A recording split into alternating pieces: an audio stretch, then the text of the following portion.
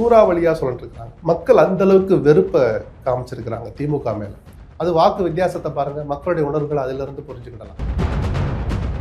கவுன்சிலர்கள் அராஜகம், இதுதான் மேஜர் காரணம்.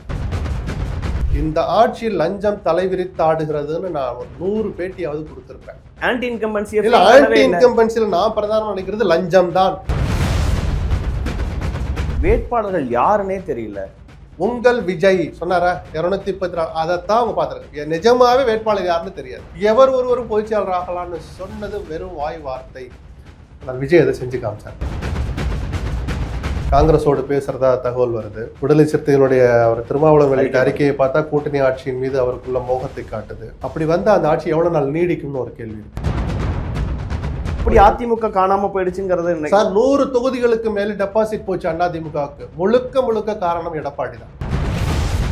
தமிழ்நாடு அரசியல் களமே இப்ப இனிமே மும்முனை போட்டிங்கிற விஷயத்துக்கு தயாரா. அப்படி இல்லை, அப்படி சொல்றேன் சார். ஒரு தேர்தல் முடிவு எதையுமே முடிவு பண்ணிடாது. மெஜாரிட்டியே நமக்கு வரலன்னா அவரும் சுய பரிசோதனை பண்ணணும் இல்லை சார். தமிழ்நாட்டு மக்கள் பாதி பேர் ஏன் நம்மளை ஏற்றுக்கல?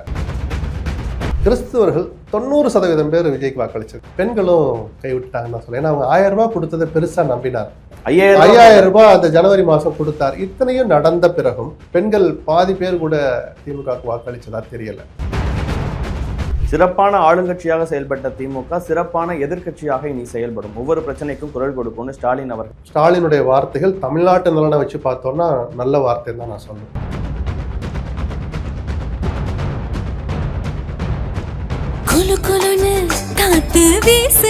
உங்கள் சத்யாவில் குளு குளு ஏசி ஆஃபர்.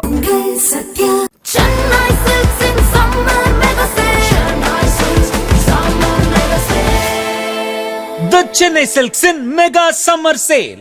வணக்கம். சிறப்பு நேர்காணலில் இன்று நாம் சந்திக்க இருப்பது மூத்த பத்திரிகையாளர் திருமதி SP லட்சுமணன் அவர்கள். சார் வணக்கம். சார் வணக்கம். தேர்தல் முடிவுகள் ஒட்டுமொத்த தமிழ்நாட்டு அரசியல் களமே பரபரப்புக்குள்ளாயிருக்கு. பலரும் எதிர்பார்க்காத வகையில் தமிழக வெற்றி கழகம் 100க்கும் மேற்பட்ட இடங்கள் தனிப்பெரும் கட்சியாக உருவெடுத்து ஆட்சி அமைக்க போகிற சூழல் உருவாயிருக்கு. உங்களுடைய பார்வை என்ன? முதல் பார்வை, கருத்து கணிப்புகள் மேலே எனக்கு நம்பிக்கை இல்லைன்னு நான் தொடர்ந்து சொல்லுவேன்.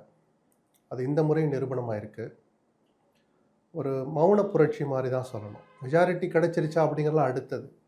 2 திராவிட இயக்கங்களும் ஆட்சி அமைக்க முடியாத சூழலை சுமார் 60 ஆண்டுகளுக்கு பிறகு ஏற்படுத்தியிருக்கிறது ஒரு வகையான புரட்சின்னு ஒத்துக்கிறது. நமக்கு எந்த தயக்கமும் இல்லை, வெக்கமும் கிடையாது, அவசியமும் இல்லை. அதுக்கு நிஜத்தை ஏற்றுக்கிட்டு போகலாம். ஏன்னா ஒரு 3வது ஆப்ஷனாக நானும் கூட ஒரு 15% ஓட்டு வாங்குவார்னு நினைச்சோம். அதை விட 2 மடங்கு போய் அதை விட அதிகமாக 35% வாங்குற அளவுக்கு மக்கள் ஒரு மாற்றத்தை தேடி இருக்கிறாங்க. அப்படி மாற்றத்தை தேடி நான் சில பேட்டிகளில் சொன்ன மாதிரி நல்ல நேரமோ கெட்ட நேரமோ விஜய் ஆட்சிக்கு வந்தால் அந்த விஜய் எப்படி இருக்கணும் அப்படின்னு நான் சில விஷயங்களை என்னை போன்றவர்கள் சில பேர் வச்சோம். எப்படி நடந்துக்கணும், அவர்கிட்ட என்ன எதிர்பார்க்கிறோம் அப்படின்னு அந்த பொறுப்புகளை நினைவுபடுத்தி இப்போது அநேகமாக ஆட்சி கட்டில் அமரவிருக்கிற விஜய் அதையும் நினைச்சு பார்க்கணும். அவருக்கு நம்முடைய முதல் வாழ்த்துக்களை சொல்லலாம். ஏன்னா நமக்குமான முதலமைச்சர் அவர், யாரோ ஒரு விஜய் அல்ல. விமர்சனங்கள் தனி, உங்களை என்னை நம்மை ஆளப்போகிற விஜய் எப்படி இருக்கணுன்ற எதிர்பார்ப்பு இனிமேலும் நமக்கு தொடரும். அவ்வப்போ நம்மளும் பேசதான் போகிறோம். ஏன்னா ஒரு மாற்றம் வேணும்னு நினைச்சவங்க வேற ஆப்ஷன் என்ன அப்படிங்கிற போது முதல் நம்பிக்கை அவங்களுக்கு இவ்வளவு காலமாக ஆட்சியில் இருந்த இன்னொரு கட்சினா பிரதானமாக திமுக பக்கமும் அதிமுக பக்கம் போனது. இந்த முறை அதிமுக பக்கம் போயிருக்க வேண்டிய பார்வை அந்த நம்பிக்கை குறைவு காரணமாக அவர் மீது, அந்த கட்சியின் மீது, அது விஜயை நோக்கி போயிருக்குன்னு தான் பார்க்குறேன். சீமான் சித்தாந்த அரசியலை விட்டு வெளியே வராதனால நான் தொடர்ந்து சொல்கிற மாதிரி பொதுமக்கள் அவரை நோக்கி திரும்பவே இல்லை. இதுவரைக்கும் திரும்பலை, இந்த தேர்தலையும் திரும்பலை. அப்போ அதிமுக எங்கே தவறு பண்ணுச்சு? நான் கடந்த பல ஆண்டுகளாக சொல்லிட்டு இருக்கிற மாதிரி கட்சியினுடைய ஒற்றுமையை பற்றி சிந்திக்காத எடப்பாடி தான் முதல் காரணம். ஏன்னா நீங்கள் இந்த 2ஆம் இடம் வந்திருக்கிற இடங்களை பூரா பார்த்தீங்கன்னா தாவேக்கா திமுக அல்லது அதிமுகவுடைய தோல்விக்கும் வெற்றிக்கும் காரணமாகவே இருந்திருக்கும். அந்த நெருக்கடியான விஷயங்கள்லாம் அதிமுக தன் பக்கம் ஈர்த்திருக்கணும். திமுக மீதான அதிருப்தி, ஆளுங்கட்சியின் மீது மக்கள் ஒரு வெறுப்பை காமிச்சிருந்தாங்கன்னா, ஈர்ப்பு இல்லாமல் இருந்திருந்தால் அந்த ஈர்ப்பை, அந்த வெறுப்பை தன் பக்கம் இழுக்க வேண்டிய பிரதான பொறுப்பு எடப்பாடிக்கு தான், அதிமுகவுக்கு தான். அதனாலதான் அந்த கட்சி ஒற்றுமையா இருக்குன்னு சொல்றேன். இன்னைக்கு நீங்க யாரையெல்லாம் சேர்க்க மாட்டோம்னு சொன்னீங்களோ அந்த 4 பேரும் ஜெயிச்சிருக்காங்க. யாரையெல்லாம் வெளியே தள்ளினீங்களோ, வெளியேற்ற சூழலை ஏற்படுத்தினீங்களோ, OPS, வைத்தியலிங்கம், மனோஜ் பாண்டியன், செங்கோட்டையன், இந்த 4 பேர் எம்எல்ஏ ஆயிருக்கிறாங்க. இந்த 4 பேர் எந்த கட்சி எம்எல்ஏ ஆயிருக்க வேண்டியவங்க? இவங்க கட்சியை விட்டு போகலன்னா என்ன ஆயிருக்கு? நீங்க மதுரைக்கு, திண்டுக்கலுக்கு தெற்கு எடுத்துக்கிட்டீங்கன்னா, அப்படி லெஃப்ட் ரைட் எல்லாம் எடுத்தா, டெல்டா விட்டுட்டு தென் மாவட்டங்கள் எடுத்துக்கிட்டா 4 தொகுதி தான் அதிமுக ஜெயிச்சு. டெல்டாலே 2 தான் நினைக்கிறேன், காமராஜ் அவர்களும் OS மணியன் அவர்களும். ஆமா.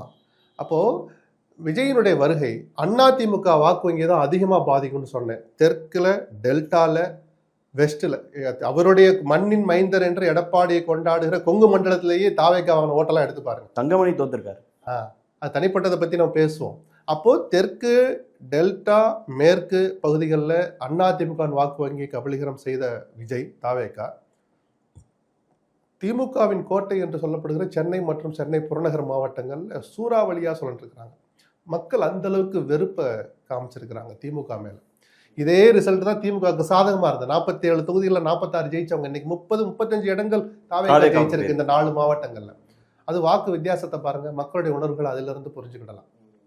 இல்ல இவ்வளோ இருக்கும்போது பத்திரிகையாளர்களோ இல்ல களத்துக்கு போகக்கூடிய அரசியல்வாதிகளோ களம் புரிந்த பலருமோ கணிச்சிருக்கணும்ல. இது ஒரு மௌன புரட்சின்னு நம்ம சொல்றோம். வெளியே தெரியல. கருத்து கணிப்பு எடுத்தவங்க எல்லாரையும் நான் குறை சொல்லலாம். அவங்க கருத்து கணிப்பு எடுக்க வருவரிடம் மக்கள் உண்மையை சொல்வதில்லைன்னு நான் தொடர்ந்து சொல்லுவேன். ஏன்னா அவங்க மேல நம்பிக்கை இல்லை. சொல்லாமே இருந்தா கொடுத்த பணத்தை பூரா வாங்கிக்கிட்டு எங்க ஓட்டு போட மாட்டாங்க. இதை 2 விஷயம் நல்ல விஷயம் நடந்திருக்கு. ஒண்ணு, இந்த ஜாதி எல்லாம் தூக்கி தூர போட்டாங்க. ஜாதி அரசியல் எடுபடலை. நான் சந்தோஷத்தின் உச்சத்தில் இருக்கிறேன். 1. 2வது பணபலம் துளி கூட எடுபடாதுங்கிறதுக்கு ஆர்கே நகர் நான் சொல்லுவேன். எந்த 2000 ரூபாய் டோக்கன் நீங்க எல்லாரும் விமர்சிக்கிறாங்களோ அந்த தேர்தலில் பணம் வேலை செய்யவில்லைங்கிறத என்னுடைய ஸ்டாண்டு. பணத்தை வாங்கினாங்க, அதிமுக 6000 கொடுத்தாங்க, வாங்கிக்கிட்டு குக்கருக்கு தான் போட்டாங்க. அதே போல இந்த தேர்தலில் 2 திராவிட கட்சிகளும் பணத்தை வாரி இறைச்சாங்க, வாங்கிட்டு எங்க போடணுமோ அங்கேதான் போட்டாங்க. சரிதானா? ஸோ அந்த பணத்துக்கு மரியாதை இல்லைங்கிற அந்த விஷயமும் ஜனநாயகத்துக்கு ரொம்ப ரொம்ப நல்லது. ஜாதி ஒழிந்தது, பணநாயகம்ங்கிறது இங்கே எடுபடாது. அல்லது இங்கே பணத்தை கொட்டினாலும் மக்கள் விருப்பப்படி தான் ஓட்டு போடுவாங்கிற அந்த தியரி இங்கே மேலோங்கி நின்றுருக்கு. இந்த 2 விஷயமும் நான் சந்தோஷப்படுறேன். சென்னையை பொறுத்த வரைக்கும் திமுகவுக்கு மிகப்பெரிய ஏமாற்றமாக இருந்திருக்கும். ஆனால் இது எதுவுமே முதலமைச்சருக்கு தெரியாதா, கட்சி தலைவருக்கு தெரியாதான்னா தெரியாத அளவுக்கு தன்னை ஒரு சுவர் மாதிரி எழுப்பிக்கிட்டார் அல்லது எழுப்பப்பட்டார் அப்படி வச்சுக்கிடலாம். நான் மந்திரிகளோட பேசுங்கன்னு 6 மாசத்துல இருந்து சொல்லிட்டு இருக்கேன். 4.5 ஆண்டுகளா சொல்றேன். அமைச்சர்களோட அவர் கலந்து பேசுறது இல்லை. அமைச்சர்களுக்கு உத்தரவு தான் பிறந்தே தவிர அவங்களுடைய ஆலோசனை இவருக்கு வரவே இல்லை, அல்லது அந்த சூழலை அவர் ஏற்படுத்திக்கவே இல்லை. சென்னையில சேகர்பாபுனாலதான், மாசுனாலதான். ஆமா, 2 பேருடைய செயல்பாடுகள் பலருக்கு பிடிக்கலைங்கிறது எல்லாருக்கும் தெரிகிறது. எப்படி தலைவருக்கு தெரியாம போச்சு? அவங்க 2 பேருடைய செயல்பாடு துறை ரீதியா மெச்ச தகுந்ததா இருந்திருக்கலாம்.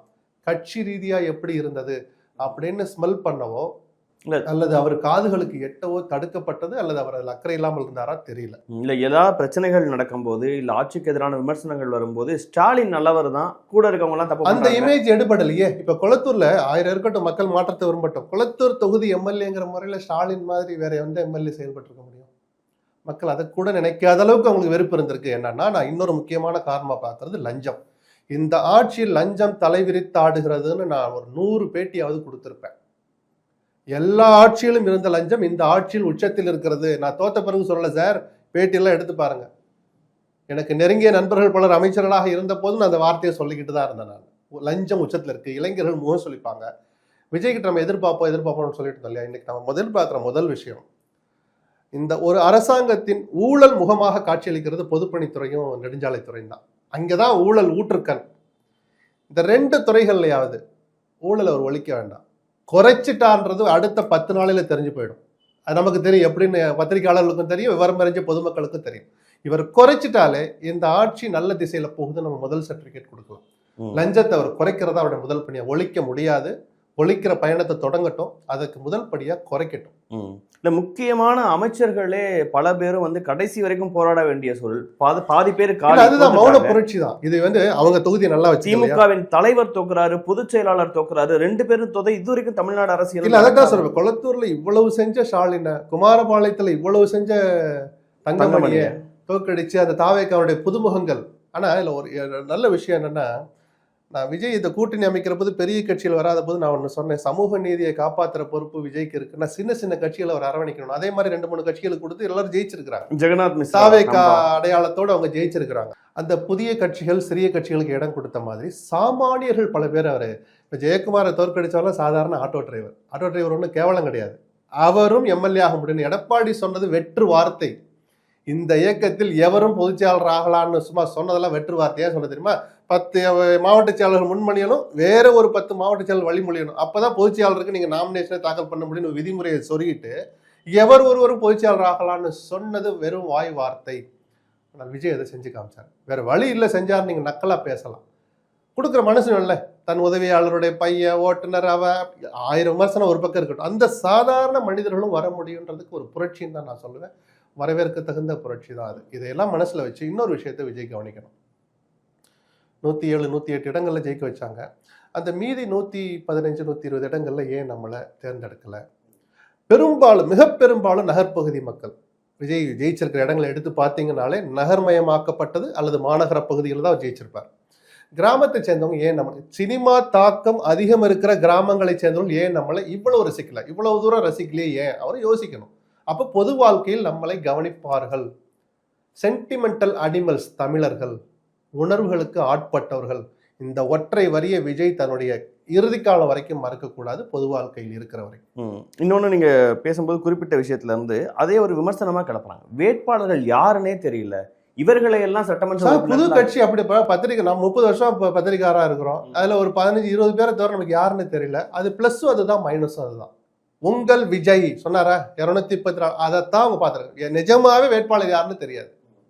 விசிலுக்கு ஓட்டு போடணும், விசிலுக்கு ஓட்டு போட்டால் விஜய் முதலமைச்சர் ஆவாருங்கிற அந்த ஏக்கம், எதிர்பார்ப்பு, அல்லது திமுக மீதும் அண்ணா திமுக மீதும் இருந்த வெறுப்பு அவர்கள் அங்கே கொண்டு போய் தள்ளிச்சு. ஸோ அது ஒரு குறையா நான் பார்க்கல. ஒரு புதிய கட்சியினுடைய பலமும் அதுதான், பலவீனமும் அது. இப்போ தமிழ்நாட்டை பொறுத்த வரைக்கும் இப்போ நேற்றிலிருந்து இந்த ரிசல்ட்ஸை பார்த்து பல பேரும் வைக்கக்கூடிய விமர்சனமா, தமிழ்நாடு ஒரு அறிவான பூமி, இங்கே பார்த்து ஓட்டு போடுவாங்க, கொள்கை பேசுகிறவங்களுக்கு வாய்ப்பு கொடுப்பாங்கன்னு சொன்னாங்க. இங்கே வந்துட்டு எதையுமே பார்க்காம ஒரு 50 ஆண்டுகளுக்கு பிறகும் ஒரு ரசிக மனப்பான்மை, அதை தாண்டி வேற எதுவுமே செய்யாத, உழைக்காத ஒருத்தரை தேர்ந்தெடுத்திருக்கிறாங்களே அப்படிங்கிற விமர்சனத்தை விஜய்க்கு எதிராக பேசக்கூடியவங்க வைக்கிறாங்களே. உழைக்காத விஜய் அப்படிங்கிற அந்த விமர்சனத்துக்கு விஜய் தான் பதிலடி தரணும் தன்னுடைய இனி வரும் நாட்களிலான செயல்பாடுகள் மூலமாக. ஏன்னா பிரச்சாரத்துக்கே ஒரு போதுமான நாட்களை செலவிடலை, அதுக்கு பாதுகாப்பு ஒரு காரணமாக இருக்கலாம். இப்போ உங்களுக்கு போதுமான பாதுகாப்பு வரப்போகுது, சரிதானா? ஸோ கொஞ்சம் அதிகமாக மக்களோட நெருங்கணும். பவுன்சர் கலாச்சாரத்தை ஒழிக்கணும். இனிமேல் பவுன்சர்களுக்கு வேலை இல்லை, அவர் அதிகாரத்தில் இருக்கிறனால காவலர்களே அதை பார்த்துப்பாங்க, போலீஸார் அதை பார்த்துப்பாங்க. மக்களோட நெருங்கி வரணும். இந்த தன்னை சுற்றி ஒரு வளையம் போட்டனால தான் ஸ்டாலின் இவ்வளவு பெரிய நல்ல திட்டங்கள் கொடுத்தும் அவர் மெச்சத்தகுந்த அளவுக்கு தனி மனிதராக உயர்ந்து நின்றும் அவரே தோற்கிற அளவுக்கு காரணம் அவரை சுற்றி இருந்த அந்த வளையம் தான் அப்படிங்கிற விமர்சனம் இருக்குல்ல. முக்கியமான விஷயங்கள் ஒரு காதுக்கு போய் சேரலை. விஜய் அந்த தவறை செய்யக்கூடாது. இப்போ நீங்கள் குறிப்பிட்ட மாதிரி 100க்கும் மேற்பட்ட இடங்கள் தனிப்பெரும் கட்சியாக உருவாக்குறது ஃபர்ஸ்ட் எலெக்ஷன்லேயே 2 வருஷம் அவருடைய கட்சி ஆரம்பித்து 2 ஆண்டுகளில் இது எம்ஜிஆரே விஞ்சியதுன்னு சொல்லலாமா? இல்லை, அந்த காலகட்டம் வேற, இந்த காலகட்டம் வேற. ஒருத்தரோட ஒப்பிடல எனக்கு உடன்பாடு கிடையாது. இந்த எந்த சோசியல் மீடியா தான் மெயின் காரணம் விஜயினுடைய இந்த தாக்கத்துக்கும் வீச்சுக்கும். எம்ஜிஆர் காலத்தில் ஏதாவது மொபைல் ஃபோனாவது இருந்துச்சா? இதை ஒப்பிடுறது அது சிறுபிள்ளைத்தனமானதுன்னு நான் சொல்லுவேன். அதை விஜயே விரும்ப மாட்டார், விரும்புவது அவருக்கும் நல்லதல்ல. தனித்து ஆட்சி அமைக்க தேவையான 118ங்கிற நம்பருக்கு இன்னும் ஒரு 10 தேவை இருக்கே சார். அதை எப்படி எதிர்காலத்தில் எதிர்கொள்ள வேண்டிய பெரிய சவாலான ஒரு காரியம் அது. ஏன்னா எல்லோருக்குமே எதிர்பார்ப்புகள் இருக்கும். ஒரு எம்எல்ஏ ஆதரவு கொடுக்க வந்தால் கூட எனக்கு இன்ன துறை கொடுன்னு கேட்குற அளவுக்கான கண்டிஷன் போடுற சூழல். காங்கிரஸோடு பேசுறதா தகவல் வருது. விடுதலை சிறுத்தைகளுடைய அவர் திருமாவளவன் அறிக்கையை பார்த்தா கூட்டணி ஆட்சியின் மீது அவருக்குள்ள மோகத்தை காட்டுது. எது வேணாலும் நடக்கலாம். 2 அணிகளிலும் இருக்கிற கட்சிகளை இழுத்தால்தான் 118ங்கிற குறைஞ்சபட்ச நம்பர் வருங்கிற ஒரு மெஜாரிட்டிக்கு தேவைப்பட நம்பர் வரும்னு சூழல் இருக்கிற போது அது எவ்வளோ தூரம் சாத்தியம், சவாலான காரியமும் கூட. அது அப்படி வந்தால் அந்த ஆட்சி எவ்வளோ நாள் நீடிக்கும்னு ஒரு கேள்வி இருக்கு. அதை எவ்வளோ நாள் நீடிக்க அனுமதிக்கும் பிஜேபி? சாகசங்கள் செய்ய தயங்காத பிஜேபி ஒரு மைனாரிட்டி கவர்மெண்ட்டை எவ்வளோ நாள் நடத்த அனுமதிப்பாங்க அப்படிங்கிறது ஒன்று இருக்கு. சவால்கள் நிறைய இருக்கு. விஜய் அதையும் கற்றுக்கட்டுமே. இந்த அரசியலே அவர் பழகணும்ல, இதைத்தானே நம்ம எதிர்பார்க்குறோம். இந்த அனுபவங்களை அவர் கற்றுக்கொண்டு மனமும் வந்து கற்றுக்கணும். கசப்பான பாடங்கள் நிறைய வரும், இனிப்புகள் வரும். அதிகாரத்தில் உட்கார்றதே சுவைதான். அதில் எவ்வளோ சுவையும் இருக்குது, எவ்வளோ கஷ்டங்கள் இருக்குன்னு அவரும் உணர்ந்து கடணும்ல. இந்த கூட்டணி அரசியல் எப்படி வரப்போகுது, அவர் எப்படி சமாளிக்க போகிறான்னு பொறுத்திருந்து பார்க்கணும். ஏன்னா காங்கிரஸ் மட்டுமே வந்தால் பத்தாது. அப்போ இடதுசாரிகளும் போவாங்களா? அவர்கள் குடைச்சல் கொடுப்பாங்களே, அவர்களுக்குன்னு சில இலக்குகள் இருக்கு, கொள்கை சார்ந்த முழக்கங்கள் இருக்கு. அதை விஜய் எப்படி எதிர்கொள்வார்? 1000 கேள்விகள் இருக்கு. இப்போ இவங்க 2 அணிகள்ல இருந்தும் அவங்க போக விருப்பம் இல்லைன்னா என்ன சார் நடக்கும்? இல்லை, முதல்ல ஆட்சி அமைக்கிறதுக்கு விஜய் அழைப்பார் கவர்னர், தனிப்பெரும் கட்சிங்கிற முறையில். ஒரு வார இடைவெளியில் அந்த குறிப்பிட்ட நாட்கள் சொல்லி பலத்தை நிரூபிக்க சொல்லுவார். 118 அவையில் ஆஜராகிருக்கிறவங்களில் பாதிக்கும் மேற்பட்ட ஒரு நம்பராவது அதிகமாக மெஜாரிட்டி நிரூபிக்கணும். எல்லோருமே வரதான் போகிறாங்க. 234 பேரும் வரதான் போகிறாங்க. அதில் 118 நிரூபிக்கிறதுக்கு தான் இந்த சிக்கல்கள் இருக்குது. இது ஒரு ஆப்ஷன். அவரால் நிரூபிக்க முடியலைன்னா அவர் பதவியேற்ற அந்த அமைச்சரவை பதவி இழக்கும், சரிதானா? அதுக்கப்புறம் அடுத்த பெரிய கட்சியை அழைக்கலாம். அல்லது ஒரு கால இடைவெளி கொடுத்து நீங்கள் ஒரு சமரசம் பண்ணி ஒரு அணியோடு வாங்க அப்படின்னு சொல்லலாம். அப்போ அணின்னா எது? அடுத்த ஆப்ஷன் விஜய்க்கு அதிமுகவோடு இணைவது, கூட்டணி. அந்த ஆட்சி என்னுடைய பார்வையில் ஒரு வலுவான அணியாகவும் இருக்கும். போஸ்ட்போல் அலையன்ஸில் கொள்கை இதெல்லாம் நான் வெக்கத்தையெல்லாம் தள்ளி வச்சிடணும். நான் தேர்தல் அரசியல் இல்லைன்னு சொன்னவங்க சார்.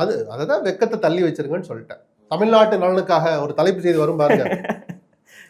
அதிமுக விஜய் இணைந்தால் பிஜேபியும் அதில் ஒரு அங்கமாக இருக்கிறதுனால, அந்த பிஜேபியும் ஒரு எம்எல்ஏ ஜெயிச்சிருக்கனால எங்களுக்கு ஒரு மந்திரி கொடுங்கன்னு சொல்லிட்டு கூட அவங்க அதை அனுமதிப்பாங்க. மத்திய அரசினுடைய ஒப்புதல், ஒரு அனுசரணையான போக்கு அதில் கிடைக்கும் விஜய்க்கு. அந்த ஒரு சவாலான காலகட்டத்தில் ஆட்சியை நடத்த போகிற விஜய்க்கு மத்திய அரசினுடைய அனுசரணை தாராளமாக கிடைக்கும். ஏன்னா அவர்களும் அங்கம் பெற்றிருக்கிறாங்கன்னு. ப்ளஸ் நம்பர் மிக பலமாக இருக்கிறதுனால ஆட்சி இன்னைக்கு கவுளுமா நாளை கவுளுமா அப்படிங்கிற அந்த பயம் தேவையில்லை. இது 2வது ஆப்ஷன். 3வது ஆப்ஷன், விஜய் அப்படி தன் பலத்தை நிரூபிக்க தவறினால் தனிப்பெரும் கட்சியாக அடுத்த பெரிய கட்சியாக இருக்கிற திமுகவுக்கும் நம்பர் கிடையாது. ஏன் சார் அப்ப திமுகவையும் அதிமுகவையும் கூட்டினா டிபேட்ஸ்ல எல்லாம் பேசிட்டு இருந்தாங்க, வருது கொஞ்சம் ஆக்வர்டா இருக்கும். அகைன் அங்கே வெக்கத்தை தள்ளி வச்சுட்டா தமிழ்நாட்டு நலனுக்காக அப்படின்னு ஒன்று வச்சுட்டு அது வருது. 3வது ஆப்ஷன் ரிமோட் சான்ஸ்ன்னு சொன்னேன் நான். ஸோ ஒரே நாளில் நம்ம கிட்ட பதில் கிடையாது. இருக்கிற ஆப்ஷன்ஸை நான் சொல்றேன். சொல்லவா?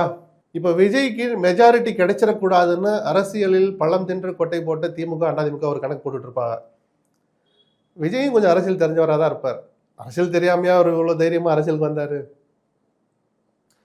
என்ன ஒரு தகவல் காதுக்கு வருதுன்னா, அந்த திமுக அதிமுக இருக்கிறவங்களும் ஒரு 10 பேரை ரிசைன் பண்ண வைக்கலாமா? ரிசைன் பண்ண வச்சுட்டு அவர்களை தாவேக்கா வேட்பாளர்களாக அதே தொகுதியில் நிறுத்தினால் இன்னைக்கு இருக்கிற அலைக்கு அவங்களும் கரையேறுவாங்க தாவேக்கா எம்எல்ஏக்களாக அப்படின்னு ஒரு ஒன்லைன் தியரி ஓடுறதா காதுக்கு வந்துச்சு. எவ்வளவு தூரம் சாத்தியம், அவ்வளவு தூரம் அவங்க விட்டு கொடுக்குற ஆட்களா அந்த மாதிரி அதிமுக திமுக இருக்கிறாங்க தெரியாது. சொன்னேன் ரிமோட் சான்ஸ்ன்னு சொன்னேன். காதுக்கு ஒன்று வந்துச்சு சொல்லிட்டேன் அவங்ககிட்ட. ஓகே, அதிமுக கட்சியினுடைய அதிமுக தொண்டர்களுடைய வாக்குகள்லாம் தாவேக்காவுக்கு போகும், களத்துல இங்க போட்டியே திமுக தாவேக்கான மாறும் அப்படிங்கிறத தன்னுடைய பரப்புரைகள்ல தொடர்ந்து சொல்லிட்டே இருந்தாரு விஜய் அவர்கள். அது நிரூபணமானால் நம்ம அதை ஏத்துக்கோன்னு சொல்லல, இன்னைக்கு ஏத்துக்கிட்டு தான் ஆகணும். திமுக வெர்சஸ் தாவேக்கா அப்படி அதிமுக காணாம போயிடுச்சுங்கிறது சார். 100 தொகுதிகளுக்கு மேல டெபாசிட் போச்சு அதிமுகவுக்கு. முழுக்க காரணம் எடப்பாடி தான். நான் என்னடா திருப்பி கூட எடப்பாடி சொல்றேன். இன்னைக்கு அந்த இடத்துக்கு அவங்க வந்திருக்கணும் சார். அதிமுக வர வேண்டிய வாக்குகள் எல்லாம் தாவேக்காக்கு போயிருக்கு. நீங்க எடுத்து ஒரு தொகுதியா எடுத்து படிச்சு பாருங்க. 2 மணி நேரம் ஸ்பெண்ட் பண்ணி இன்னைக்கு காலைல நாளிதழ்களில் வந்த முழுமையான ரிசல்ட்டை பார்த்துட்டு தான் நான் சொல்றேன்.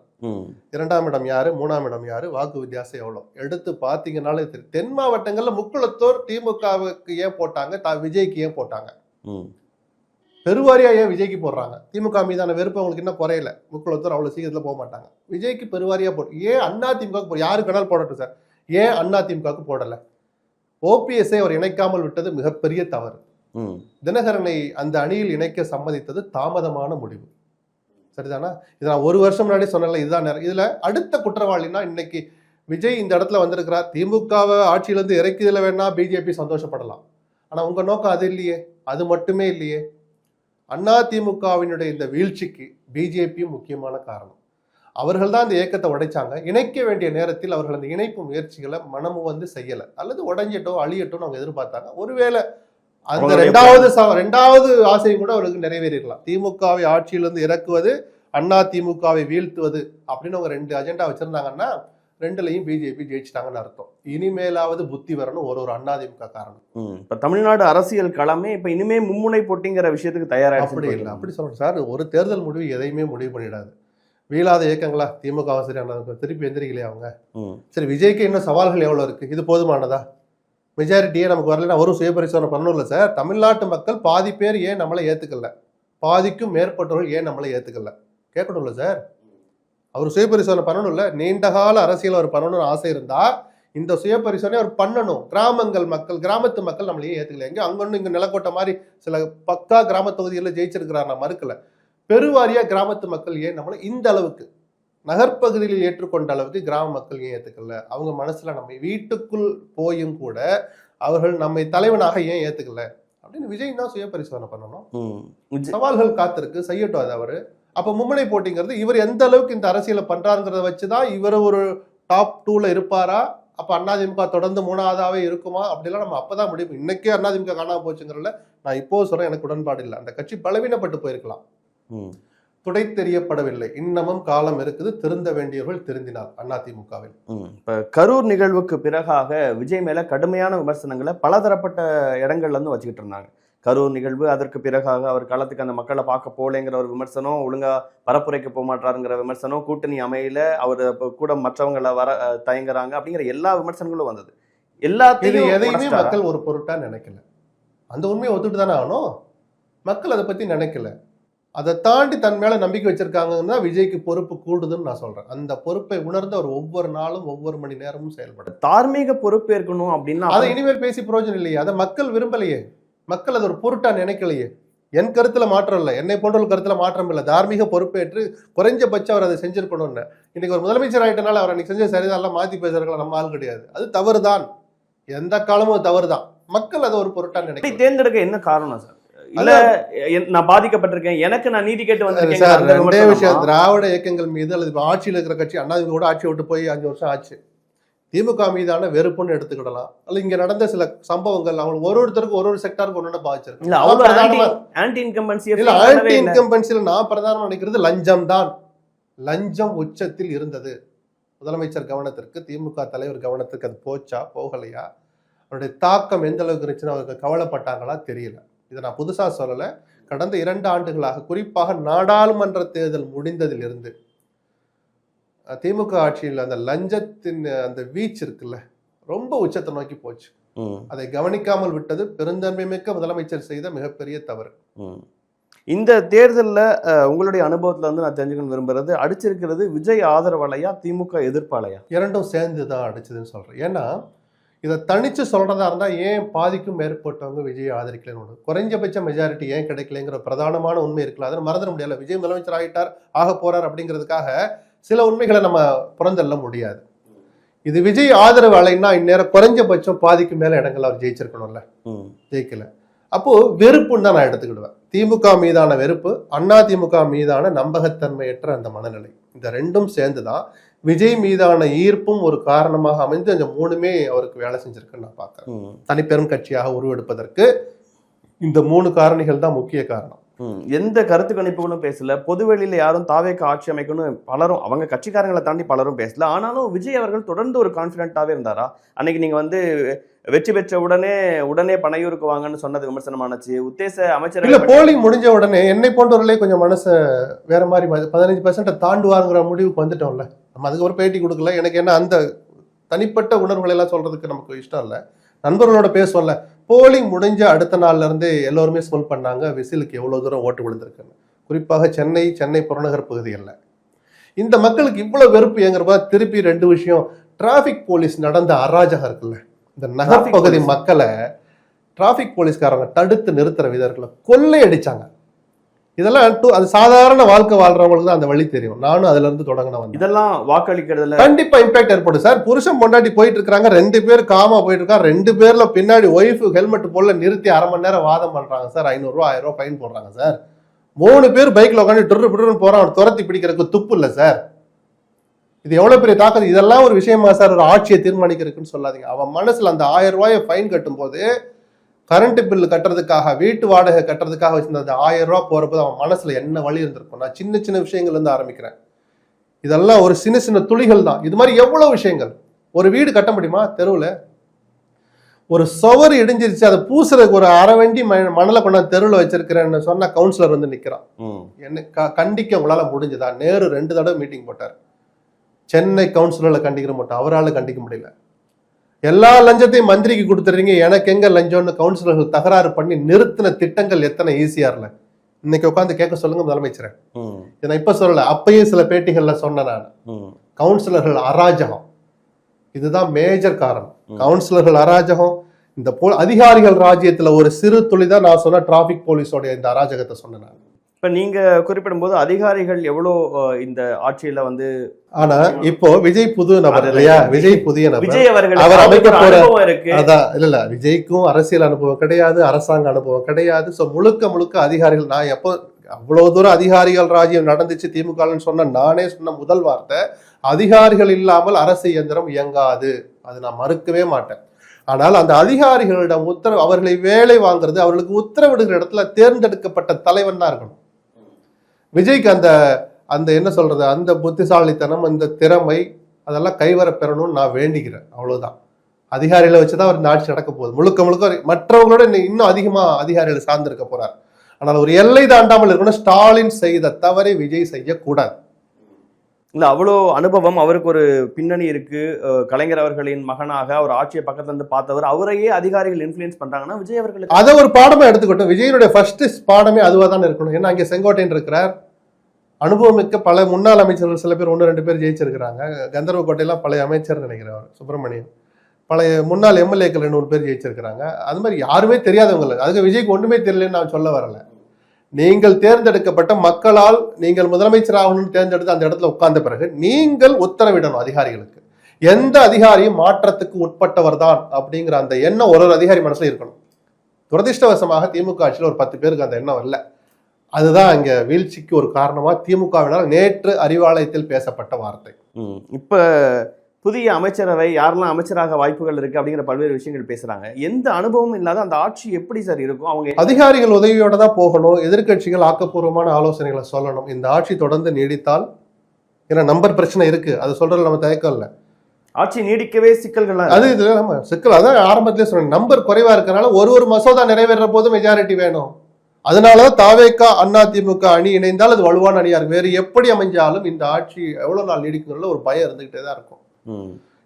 ஒரு நாள் ஆட்சினாலும் 10 நாள் ஆட்சினாலும் 3 ஆண்டு 5 ஆண்டு ஆட்சினாலும் அதிகாரிகள் துணையோட எல்லாருக்கும் புது விஷயம் தான். போக போக கத்துக்கொண்டு கிடைச்சிருக்கிற வாய்ப்பை விஜய் நல்ல விதமா பயன்படுத்தணும். விஜய் நம்பி அமைச்சராக்க இருக்கிற நபர்கள் தங்களுக்கு இருக்கிற பொறுப்பை உணர்ந்து செயல்படணும்னு நம்ம வேண்டிக்கிறோம், விரும்புறோம். ஸ்டாலின் தோக்குறாரு, ஆனா தமிழ்நாட்டிலே அதிக வாக்கு வித்தியாசத்துல ஜெயிக்கிறாரு எடப்பாடி பழனிசாமி. இல்ல, அது ரெண்டு அப்படி சமன் பற்றி நான் பார்க்க விரும்பல. இதனுடைய காரணிகள் வேற. நான் சொன்ன கிராமப்புற பகுதி அங்கே எடுபடல. அங்கே விஜய் வேட்பாளர் மனு நிராகரிக்கப்பட்டது. ஆனாலும் புவனகிரியில ஜெயலலிதா ஒரு வாழைப்பழத்தை தூக்கி காமிச்சு சுயேட்சை ஜெயிக்க வச்ச மாதிரி விஜய் அங்கே ஜெயிக்க முடியல. கிராம பகுதிகளில் நாம ஏன் இன்னும் ஊடுருவ முடியலன்னு விஜய் யோசிக்க வேண்டியதற்கு பிரதான உதாரணம் எடப்பாடி தான். தமிழ்நாட்டில் அதிக வாக்கு வித்தியாசத்தில் ஒரு தன் கட்சி சாராத ஒருவரை மக்கள் ஜெயிக்க வைக்கிறாங்கன்னா நாம எங்க குறை வச்சோன்னு விஜய் யோசிக்கணும்னு சொன்னதுக்கு முக்கியமான உதாரணமே அதுதான். அதிமுக தாவேகா இணையணும்னா என்ன கான்செப்ட்ல இணையணும்னா அதெல்லாம் அவங்க தான் சார். நம்மளா கண்டிஷன் போட போறோம் என்ன சார்? நீங்க இல்ல, ஒரு ஆப்ஷன், நீங்க என்ன ஆப்ஷன் இருக்குன்னு கேட்டீங்கன்னா எல்லா ஆப்ஷன். முதல்ல சின்ன சின்ன கட்சிகளை சேர்த்து யார் தயவும் தேவையில்லை, எனக்கு இவங்களோட நான் சொன்னேன் இல்லையா, என்னை நம்பி வருகிறவர்களுக்கு நான் ஆட்சியில் பங்கு தருவேன் அப்படி சொல்லி இவங்களை கூப்பிடுறது. அது எவ்வளவு நாள் நீடிக்க பிஜேபி அனுமதிக்கும் அப்படிங்கிற கேள்வி ரிஸ்க் அதுல இருக்கு. ரெண்டாவது, இந்த 2 பேரும் இணையலாம். தாவேகா போஸ்ட் போல் அலையன்ஸ், தாவேகா ஏடிஎம்கே. மூணாவது, இவருக்கு ஒரு பாடம் கற்றுக் கொடுப்போம். என்ன திராவிட ஆட்சி இவர் என்ன வந்து ஒழிக்கிறது, நாம 2 பேரும் அட்ஜஸ்ட் பண்ணிக்கலாம்னு திமுக அதிமுக கொஞ்சம் அசிங்கமா இருக்கும். அதுவும் ஒரு ஆப்ஷன் தான். ஒரு வாக்கு வித்தியாசத்துல பெரிய கருப்பன் அவர்கள் தோத்திருக்கிறாரு. மூர்த்தி அவர்கள், பிடிஆர் அவர்கள், கீதா ஜீவன் அவர்கள், துரைமுருகன் அவர்கள், இப்படி இல்ல சிறுபான்மையினர் வாக்குகளை பத்தி நம்ம பேசணும். கிறிஸ்துவர்கள் 90% பேர் விஜய்க்கு வாக்களிச்சிருக்கிறாங்க. ரீட் பண்ண முடியுது. தூத்துக்குடியில ஆரம்பிச்சு நீங்க ஆர்கே நகர் வரைக்கும், பெரம்பூர் வரைக்கும், நீங்க அந்த பக்கம் எல்லாம் பாத்தீங்கன்னா வாக்கு வித்தியாசத்தை 70,000 80,000 90,000 போகும். 51 ஆவடி எல்லாம் போக போக திருவள்ளூர்ல முழுக்க ஜெயிக்கிறாங்க. மைனாரிட்டி ஓட்டு இந்த தடவை விஜயை நம்பி போட்டிருக்காங்க. இந்த நம்பிக்கைகளை பார்த்து ஓட்டு போடல, மதம் பார்த்து ஓட்டு போட்டிருக்காங்க. இல்ல, அது இயல்பா ஒண்ணு இருக்குல்ல சார். ஜாதி வேலை செய்யலைன்னு மட்டும் தான் சொன்னேன். அப்ப கூட நான் மதத்தை சொல்லல. சரி, நம்ம மதத்தை சேர்ந்த ஒருத்தர் வரான்னு அவங்களுக்கு ஒரு பூரிப்பு இருந்திருக்கலாம். நான் இதை ஸ்மெல் பண்ணினேன். அதனாலதான் குறைஞ்சது பாதி கிறிஸ்தவர்கள் போவாங்களோன்னு நமக்கு எல்லா மத தலைவர்களும் வந்து ஸ்டாலின் அவர்களுக்கு ஆதரவுலாம் பேசினதெல்லாம் பார்க்க முடிஞ்சது. அந்த அவர்களுக்கு கீழே இருந்த அந்த மக்கள் காது கொடுத்து வாங்கல. நான் எனக்கு தனிப்பட்ட முறையில பரிச்சயமான ஒரு 10-15 தொகுதிகளை உன்னிப்பா கவனிச்சு பேசிட்டு தான் அந்த வார்த்தைக்கு நான் வர்றேன். வழக்கமாக விழுந்த அந்த கிறிஸ்தவர்கள் வாக்குகள் வழக்கமா விழ வேண்டிய அதிமுகவுக்கோ திமுகவுக்கோ போகல. அதுல 90% குறிப்பா கிறிஸ்தவ மக்கள் விஜய்க்கு வாக்களிச்சிருக்கிறாங்க. அவர்களுடைய நம்பிக்கையும் சேர்த்து காப்பாற்ற வேண்டிய பொறுப்பு விஜய்க்கு இருக்கு. ஏன்னா இந்த போலிங் அப்பயே வந்து இவ்வளவு பெர்சன்டேஜ் வாக்கா அப்படின்னா அவ்வளோலாம் இல்ல. இது வந்து எஸ்ஐஆரால் நடந்தது. இல்ல, 2வது ஏமாற்றம், சிறுபான்மையினர் மக்கள் திமுகவை கைவிட்ட மாதிரி பெண்களும் கைவிட்டாங்கன்னு சொல்ல. ஏன்னா அவங்க 1000 ரூபாய் கொடுத்ததை பெருசா நம்பினார்.